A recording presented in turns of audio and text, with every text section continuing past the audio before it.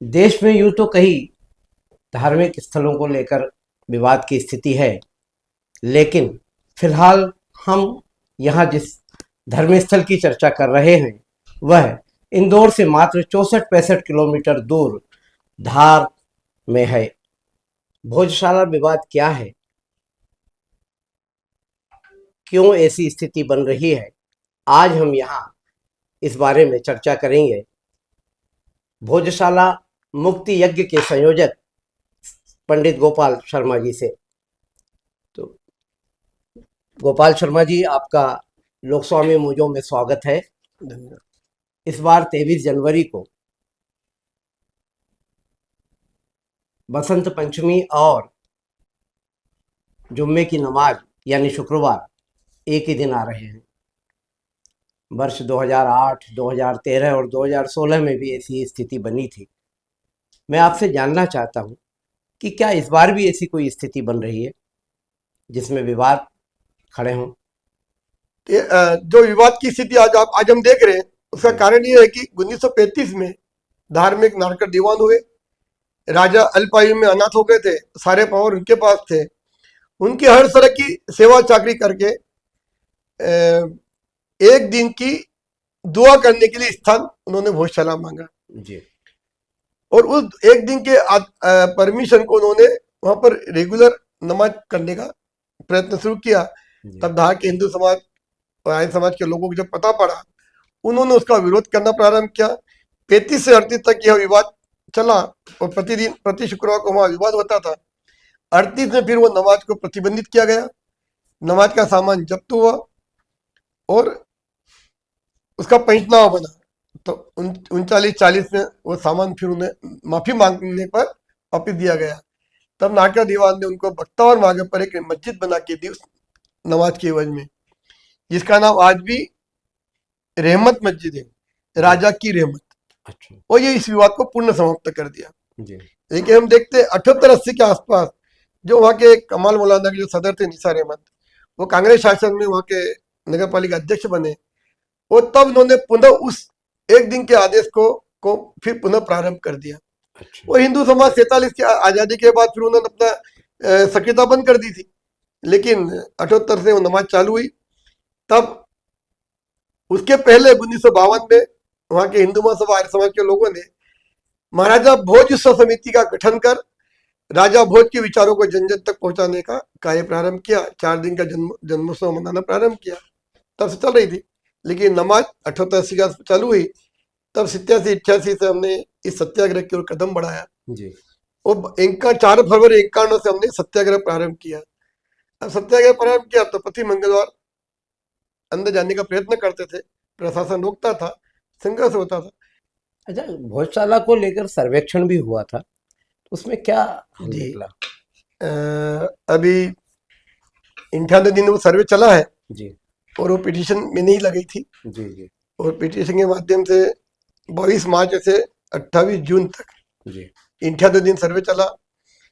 इसमें लगभग 172 विग्रह हिंदू समाज के पूर्ण रूप में, जी।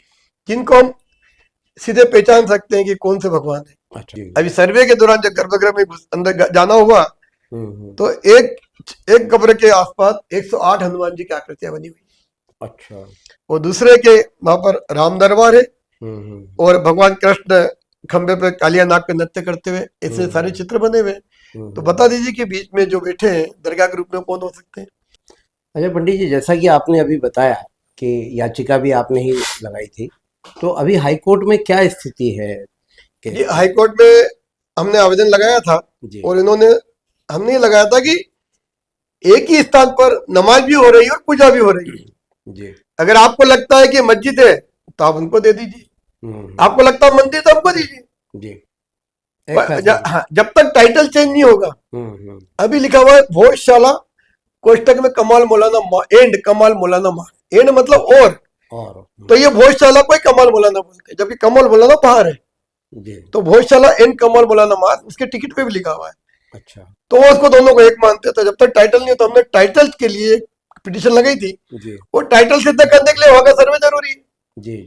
तो जब सर्वे हुआ तो सारे साक्ष्य सामने आए जी। लेकिन हाई कोर्ट से हुआ था, तो इन्होंने सुप्रीम कोर्ट से उसको स्टे लिया कि अच्छा। हाई कोर्ट इसका डिसीजन नहीं देगा। अच्छा गोपाल जी, वाग्देवी की जो प्रतिमा है उसको लेकर भी काफ़ी चर्चाएं रहती है कि लंदन के म्यूजियम में अभी भी कैद है वो, तो उनकी प्रतिमा को लाने के लिए अभी क्या प्रयास चल रहे हैं?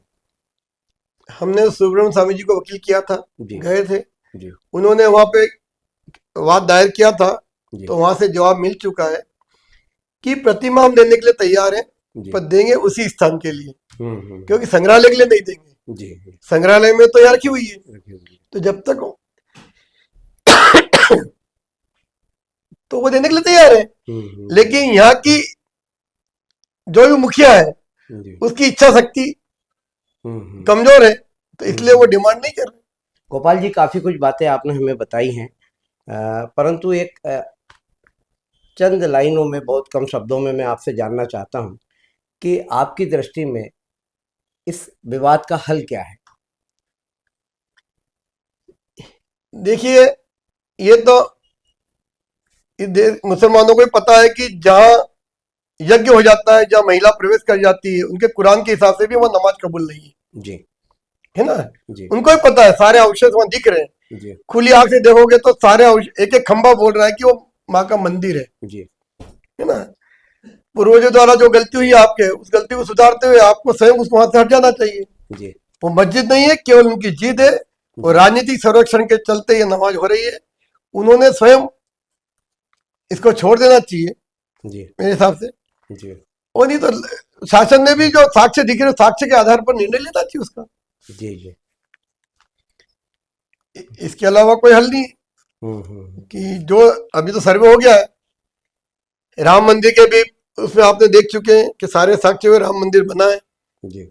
ठीक है, जब तक हिंदू समाज की परीक्षा देना हम देते रहेंगे। जी। अयोध्या मथुरा काशी में भी आप सामने, अयोध्या हो गया, मथुरा काशी में भी साक्ष्य सामने आए।